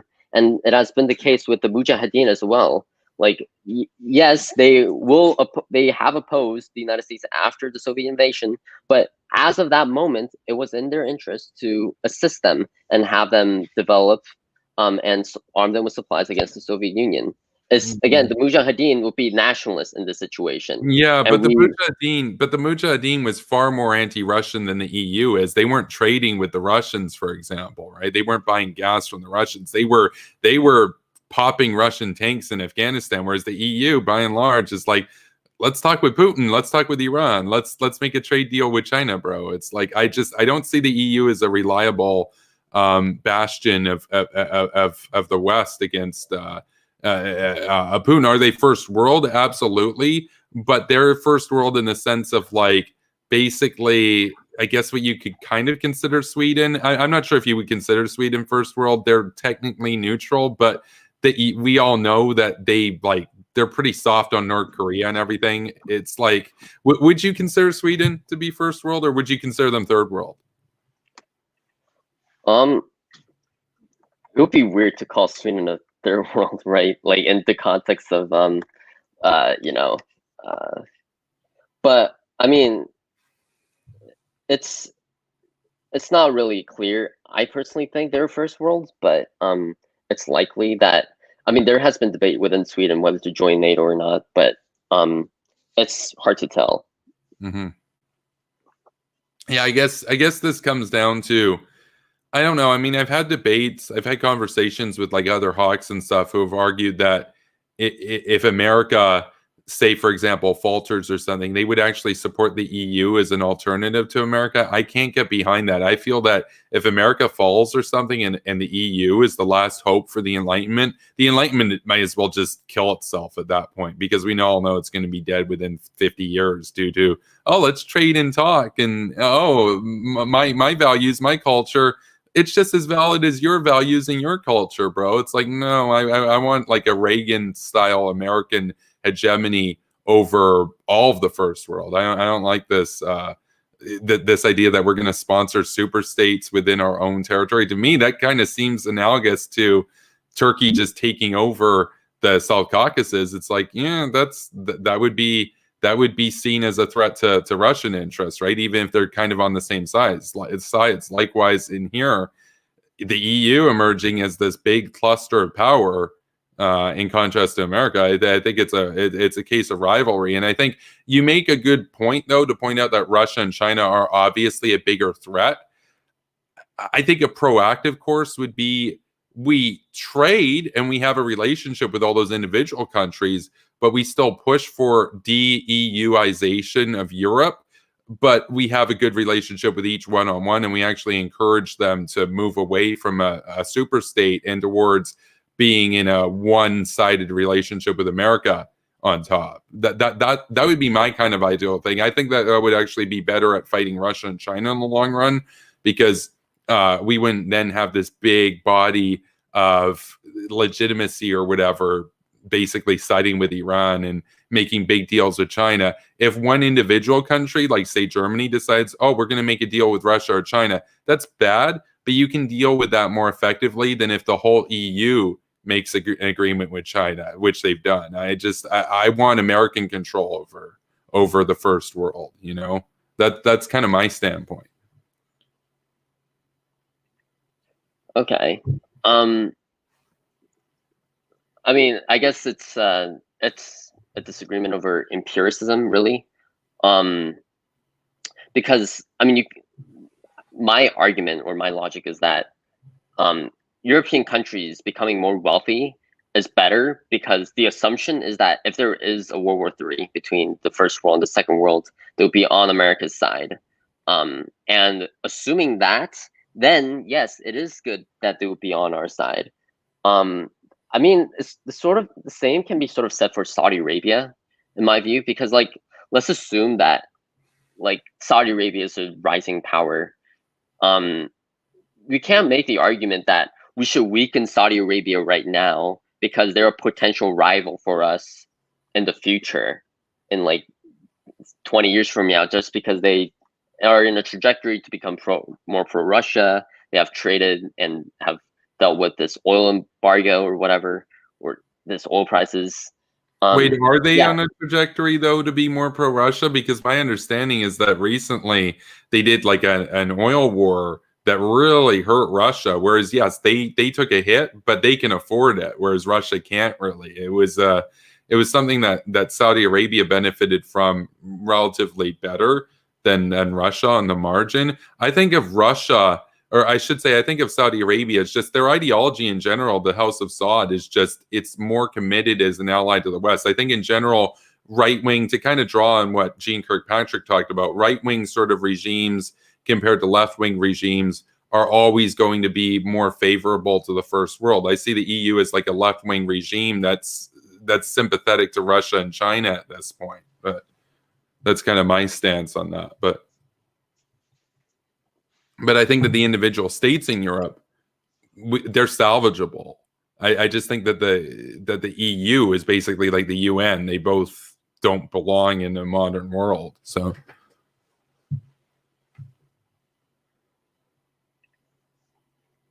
Well, okay. I mean, I personally think that I personally disagree, but only because like there's also the argument that Germany in large part leads the EU, and Mhm. there's an enormous ratio when it comes to American military presence and German military presence. We have, I mean, Germany holds the most number of American troop presence in the entire world, and it's obviously a big factor when deciding how loyal they are or how much control we have over them. I mean, okay, and we also have to think like in terms of pragmatism, right? If America wants to dismantle the EU, how would the individual states react to that? That's not really, I would say they wouldn't be on board with it, first of all. Well, we should try to make them on board with it, like hype up like Eurosceptic kind of parties and that sort of thing in general. I think, okay. Because we want the US dollar, right, to be the preeminent currency. Like, just so you know, like these Eurosceptics that you speak of, a lot of the far right figures, like again, are very pro-Russia. No, like, I know we want our own though, right? We don't want them to be pro-Russian. We want them to be pro-American, right? Okay, but like these neoliberal globalists in the EU are at worst neutral and at best pro-America. These Eurosceptics, the far right figures, the anti-establishment figures, are at best neutral, or what? I think you disagree. I think you think no, that I disagree. I think the neoliberal internationalists at best are neutral, and at worst they're upset and saying that Iran, their scientists, it was a violation of his human rights for the Israelis to take him out and stuff like that. I see them as, at the end of the day, they have this notion of human rights, this notion of international law that they always use against America disproportionately, and always give a pass to these regimes that they think, oh, if we just be nice to them, they can come around on our side. I don't believe in that. I want like leaders like Reagan and Kirkpatrick to just come in and say, look, we don't need these kinds of people. We can have a strong leader in the White House who's going to take back the West and be the leader of the free world, and not devolve the vanguard of the West in that sense to these people that at the end of the day, they're flagless. They don't actually have an allegiance to America. Their allegiance is it's the profit, right? And you can make a lot of profit trading with your enemies, right? That's my view of it. I mean, again, I think it's just more of a disagreement over empirics. Like, I mean, at best, it's again neutral because they are. It's not like they're against. It's not like you don't see these people condemning Syrian genocide or also condemning China and Russia on other fronts as well. Like again, at worst, these are neutrals who hold human rights as a virtue and apply them to both American and Russian practices, and criticizes them on like both ends. But at best, these neoliberal globalists were the creators of NATO. They are the first front transatlanticists who facilitated this alliance. They believe that military cooperation is very important within the West. So at best, and I believe that this is the majority, they are pro-America. I believe historically, I think you're right. These days, by and large, they tend to view America as arrogant, backwards, and by and large, they apply that sort of human rights concern to say like, oh look, it was bad to kill Soleimani, or it was bad to kill Mohsen Fakhrizadeh, or in the case that you mentioned, where they do say, oh well, it's bad what Assad's doing. They don't really do anything about it. Whereas if you had strong America that was the unipolar center of gravity in the West, America consistently throughout the ages has demonstrated a conviction not just to call out human rights abuses, not just to call out these sorts of things in the world and say it's bad, but to actually go in there and drop some bombs. The EU, they're not interested. They think that bombs are mean, right? You said that, okay, you said that they don't do anything after like condemning Syria or Russia on these things. Okay, yeah, and they don't do anything after they condemn us for doing these quote unquote bad things. So again, at worst, they are neutrals. That's the whole point. And yes, but all they're saying is, yeah, they also trade with us. So again, they're at worst neutrals. But then why should we not just have America and I guess the Anglosphere in that sense be the hegemon, and because then they're still going to trade with America, they're still going to be pro-American, there's still going to be NATO. They just won't have this complicating factor that tends them towards neutrality. You know, that's kind of my angle on it, because like I want global American hegemony. That's kind of like my here's the thing though, like with trading with China, it's very difficult not to trade with them. Like, yes, there's relative gains and concern here, but even the United States has trouble not trading with them. Like, yes, there was a trade war, I agree, but not trading with China is very unprofitable, and I think it's very understated how much of a damage it would cause the economy when a country decides to stop all trade deals immediately with China. I agree that like there should be regulations on that, but it's not just the EU doing it. The point is, it's everyone that's engaged with I get that. I'm just saying, I by and large see the EU. I mean, it's a good point to point out that, well, you know, they don't do anything about Syria, but they also don't do anything about the US. The thing that just rubs me the wrong way about them is that they see these things as equals. Like they can't really tell the difference between America and Syria, or between when Israel kills a terrorist, nuclear scientists, or when Iran goes and butchers a ton of people in Iraq. They can't really see the difference. And to me, I see that as it's a fundamental part of their internationalist ideology. And I don't like it. I want to, like, again, I want an American world in that sense. And I see that as necessarily at odds with the establishment in Brussels in that sense. Like the White House is at odds with them by and large. So, and that predates Trump as well. I mean, you can look at Bush too. I mean, you know, we can talk about Trump, and Trump in particular has been more abrasive, I guess. But I will say this: even though I am somebody who would not be considered like a MAGA guy or anything, Trump is right on some things, and I think NATO is a bit more nuanced. I know why he hypes that stuff up, because you can say, well, if he owes money to the Russians, it makes sense to hype up this difference in NATO. But on the actual fact of the matter, on the defense spending, he is right about it. And it's like, I get it. I get it. We don't want Germany building up a big military, but Canada spending less than 1% on defense is embarrassing. And I think Trump was right to call it out. So, but would you disagree on that? Do you think that that's better for America, that Canada spends basically nothing on the military because it means you have more power, or what do you make of that? Because it also means your allies are less strong to back you up, right? Well, I suppose so. I personally don't mind it too much, but I guess you could make an argument that it would be better for the United States for them to have a standing army that's greater. I don't know. I'm pretty ambivalent about that. Okay. Yeah. I think Yeah, we can go another 20 minutes or so. We'll be at the 2 hour mark. I think on the point about terrorism and whatnot, we kind of we went into a lot of discussion about nationalism. I still think that nationalism, like I get what you're saying. I understand the logic of what you're saying. I think the disagreement that we have around nationalism isn't that it can be a tool to hurt the second world. I think the bigger issue with that is just where to apply it and where not to apply it would be kind of our sort of disagreement on that.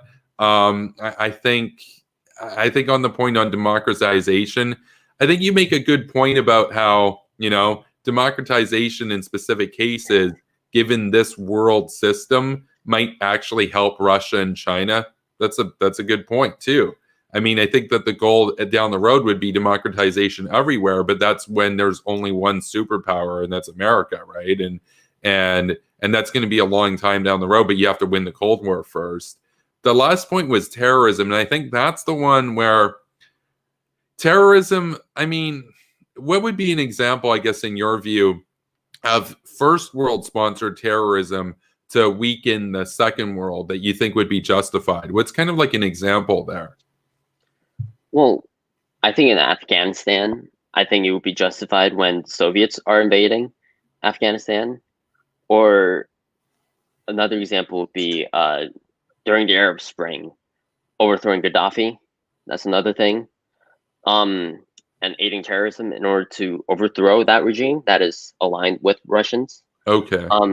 But like on nationalism, I mean, I guess we have a disagreement on like being for or against nationalism with first world countries, but in everywhere outside of Europe, at the very least, I think we can agree that nationalism for first world countries is bad, like especially in South America, right? Because South American nationalism is communism, pretty much. It really is. Because like, no, they really are. Because if it's right wing or left wing, like if it's left wing, for sure, absolutely. You're talking like Castro, Maduro, etc. But we're talking first world.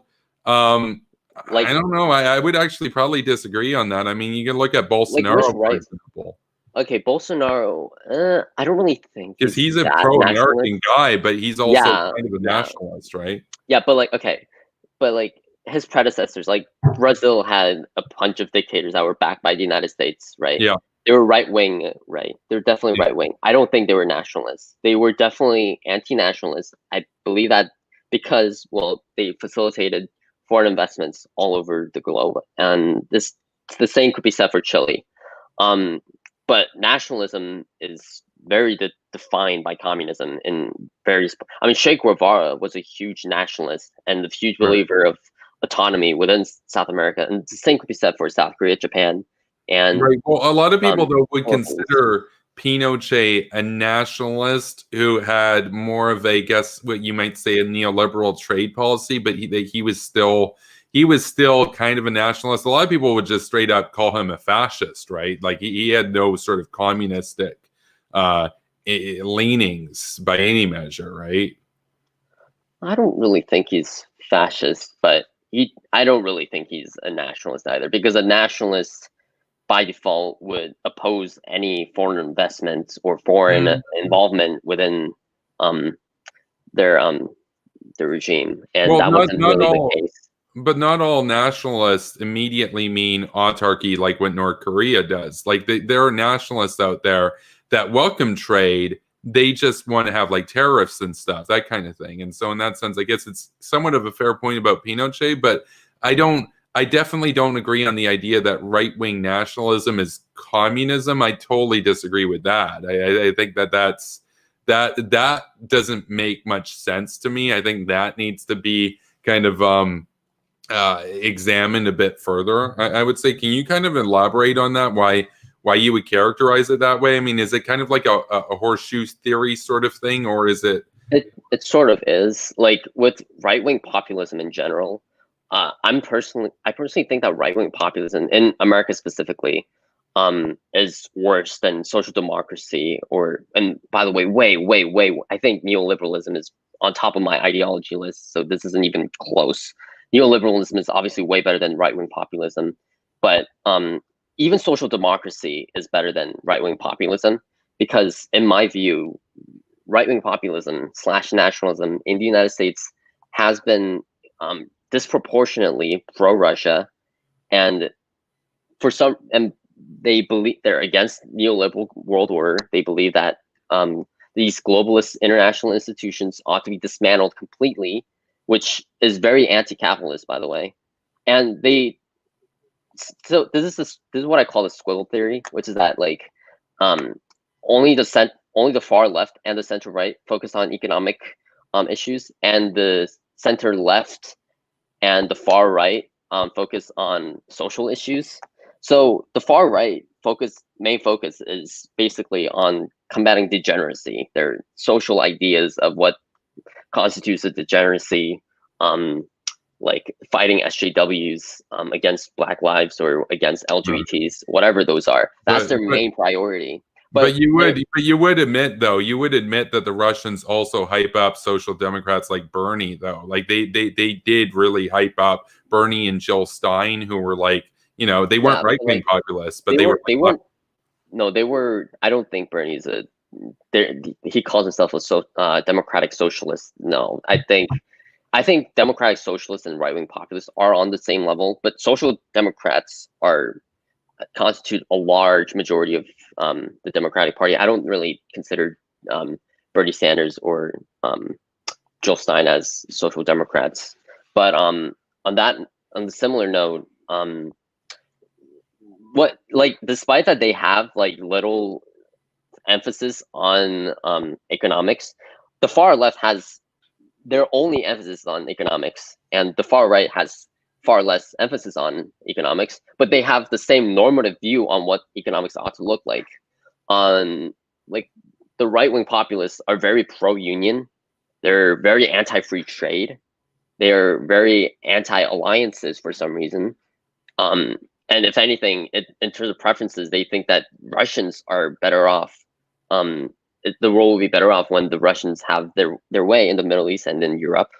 Why? Because, well, Russians are anti-globalist, and Russians are not degenerates. But McCarthy, you would admit, though, that there are people on the far right that aren't populist. You have reactionaries that want to go to like a neo-feudal sort of system, where they actually are anti-populist reactionaries, where they want to go to like a monarchistic lord type system, right? Where they're also anti-union, right? Like they're like really small minorities in my view. Like, also, there's not a single right-wing populist that I know that are anti-union. Like, if they are anti-union, the only union that they oppose are public unions, which I don't really think counts. Like, public unions aren't being against public unions is not controversial at all. Well, I've got a hot take on that one. And I know that this has gotten me in some trouble on Twitter, I guess, but I've never understood this idea that people have a bigger problem with public unions than private unions, because my view of it is, if the people as voters and taxpayers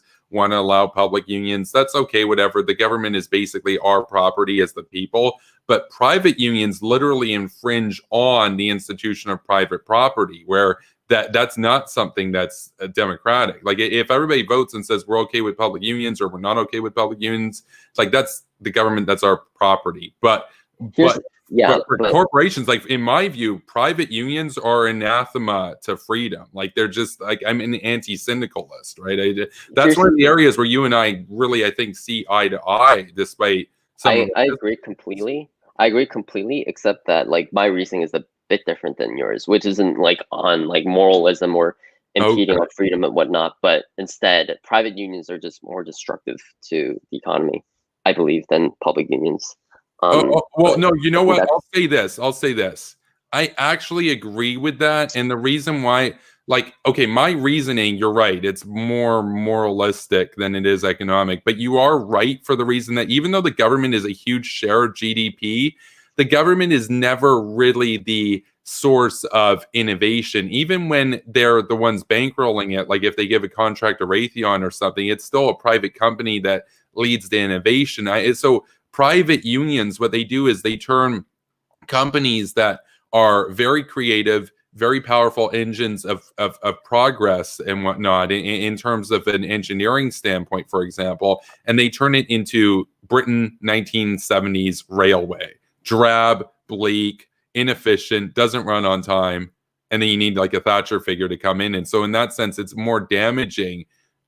But my main arguments, I don't even go to that usually. I go to the institution of private property. That's like, for me, that's the foundation. Like, if we don't have that, that's one of those key things that our civilization is based on. Like, you basically, like, our civilization is based on things like specialization, division of labor, representative democracy, and private property, and the idea of a constitution, a social contract that allows for inalienable rights, that kind of thing.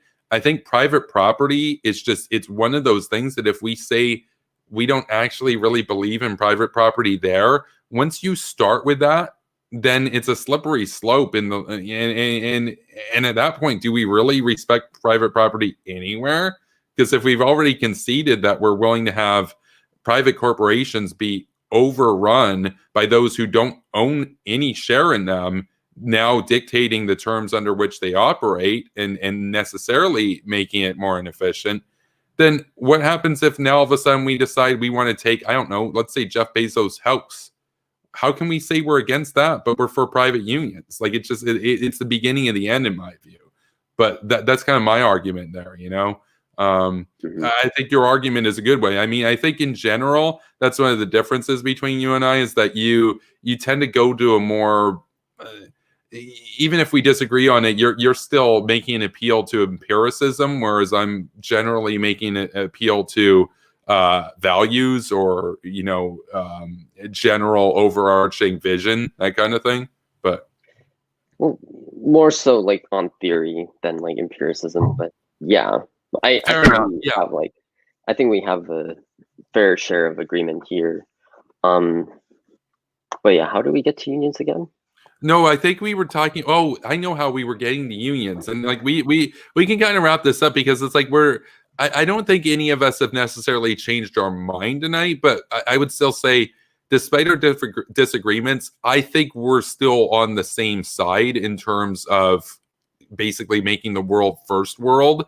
We just have different ways of going about it and some different sort of values within what we would like the first world to look like. But I think that the reason why we got onto the issue of unions was that I was kind of explaining how, you had drawn up that sort of squiggle theory, but I was saying how, well, there are a lot of people on the right that do oppose unions because they're either romantic conservative capitalists, like Carlyle, that kind of thing, or they're neo-reactionaries, or they're neo-feudalists, or they're Tories, monarchists, etc. A lot of those people would off the bat oppose syndicalism for more conservative or romantic understandings of economics. But you were making the point that they're a minority, but that's kind of how we got on the topic of syndicalism. But right, yeah. I think it's an interesting conversation. I mean, and we also talked about like the public versus private thing. But when I said that, people kind of got triggered and stuff on Twitter as if somehow you have the right to dictate how somebody's property that you have no ownership in should operate. I don't understand that. Like, that's almost the same as like a random dude that I hire to say, I don't know, clean my bathroom 2 times a week. Now all of a sudden he's telling me how to like run my house all the time. Right. It's like, wait, what? Right. It's like, no. We had an understanding. You get money, you do a service, I pay you, you do a service. Like, what? It's like, it's a private company. You don't own the house now. You don't have a 14% ownership in the house. It's like, you get the money to do this or whatever. Or likewise, say I'm the one cleaning the washroom. I don't have an ownership stake now in that guy's house as if I was like a shareholder in the property title. Like, what? That's lunacy. Yet we just accept it. We accept it. I think syndicalism is dangerous to the project of our civilization. That's kind of my view, right?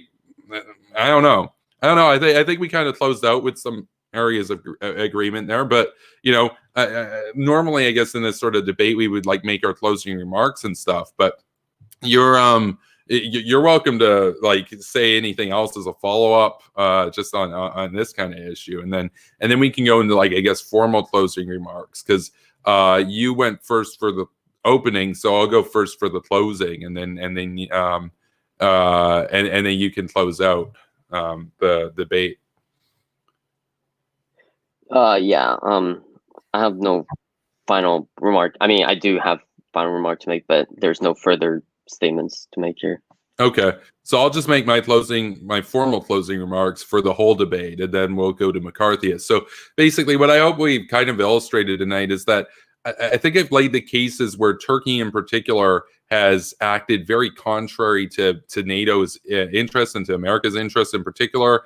And I think that I'll leave it to the audience to decide, but I think it's clear to me that we should hold NATO countries to higher standards than non-NATO countries, and that we should take into account the trajectory of their progress with respect to America and the relationship into account when deciding action. And we should be very cautious not to encourage the disintegration of our own first world if we demonstrate and show to a country like Turkey that they can get away with basically going against our interests, but that we're still going to tolerate it because we have this hope of winning them over again.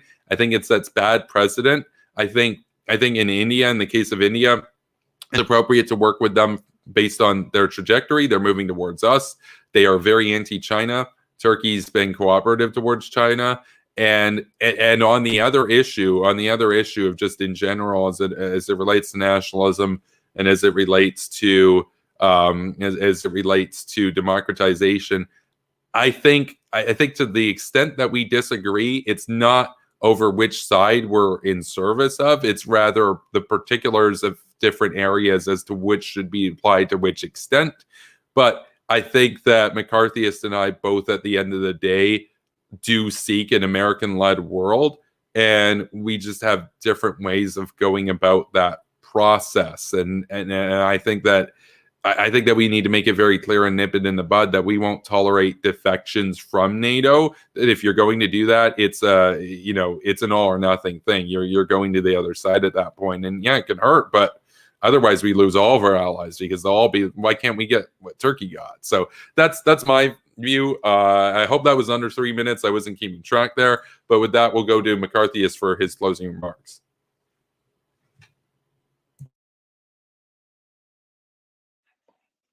So, thanks for having me, Kevin. I think we have a few disagreements here and there on the methods of achieving American hegemony, but yeah, I personally think that the U.S. has an obligation, and I think the appropriate approach would be to encourage infightings amongst second world, and one way to do that is by propping up more trades and more support for certain third worlds that are more ambivalent on this. But yeah, again, great debate, Kevin. No, I want to thank you for coming on. And it's like, I think this was the first time I've actually done a debate with somebody that like I consider a friend. Like Ray Murasame and I were kind of like, we were acquaintances and we were kind of like on okay terms for a while. And then we kind of had like a bit of a falling out.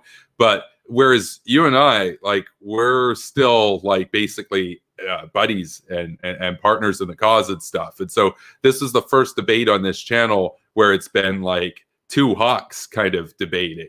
I hope people find that interesting. Again, I welcome you. You can be a friend of mine and disagree with me on a particular point or something. We can have a debate around that. I want to have more debates.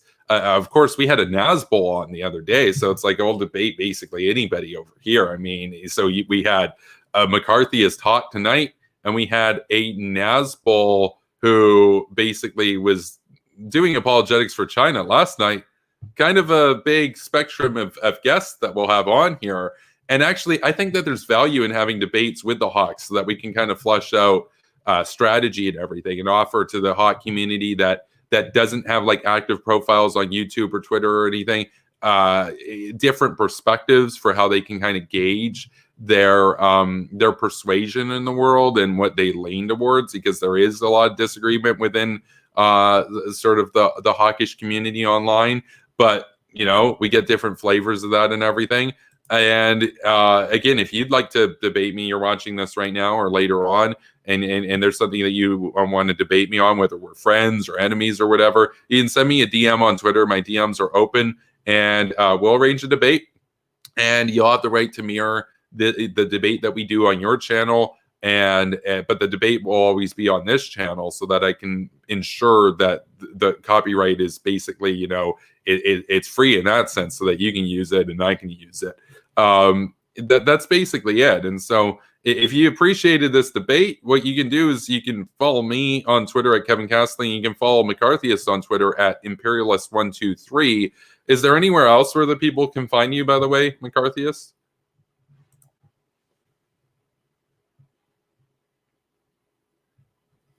Oh, did we lose McCarthyist audio? No, Twitter's the only place. Okay. Or, I mean, I'm down to talk on Discord as well. But if you want to talk to me, just shoot a DM, I guess, on Twitter. Well, there you go. There you go. So yeah, just be sure to subscribe, because I'm doing more debates all the time now. And I think that's about everything. So thanks for coming on, McCarthyist. It was a good discussion. And thanks to Henry, by the way, earlier for moderating the first half of the debate. Yeah, it was good. And I mean, we can do further debates, McCarthyist, down the road too. I want to give other people the opportunity to do debates and stuff, but I'm definitely down to debate other topics and everything too. I mean, there are areas that a lot of people really get heated about that we like have a really good agreement on. And there's other areas where like we have some disagreements and stuff. So it's always good to talk about that kind of stuff. But I will see all you in the next video, and have a good night, everybody. Stay based.